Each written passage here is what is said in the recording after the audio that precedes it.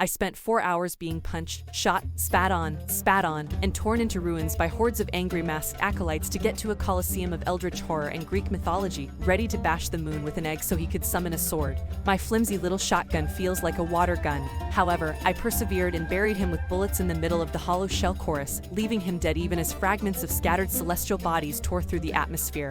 But the moment I left the poisonous maze and the tower made of skulls emitting death rays, I knew I wouldn't last this world. Parrish is a brutal shooter that often feels wronged and tormented by its rogue theme.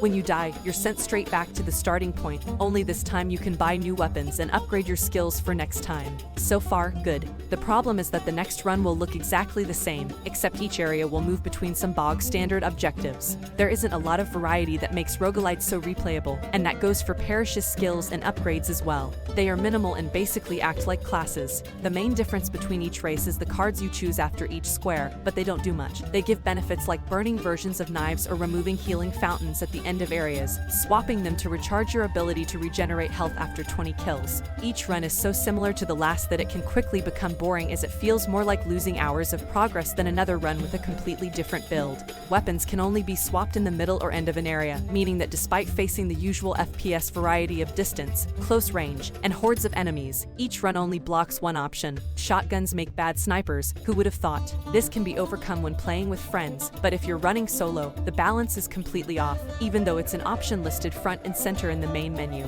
Weapons also don't feel stabs or hits. Doom's iconic shattered sprites turn into a gooey, pixelated blur. Half-Life's dynamite blasts enemies into scattered shards, and bloody incendiary cannons unsettle rebels as they crumble to ash but die. Arsenal just bounce back and forth from them. This makes pulling in each area less satisfying.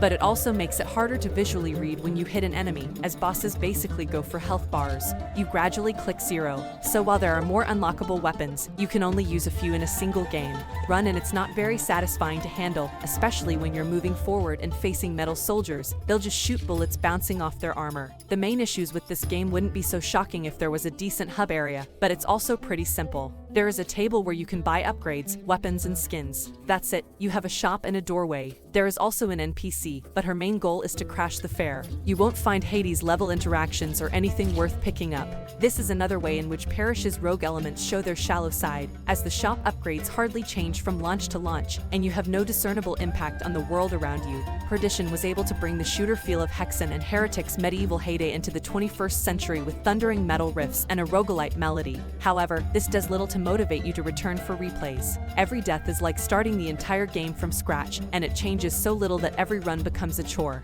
Flashy bodies like twisted Hercules monsters, cages with heads, well, heads, destroying the moon to hit you are great, but there are too few to justify death. You start over, fight through superficial mechanics to get to the exciting moments. Our results are 2 out of 5. Thanks for watching. Don't forget to like and subscribe, and support my channel.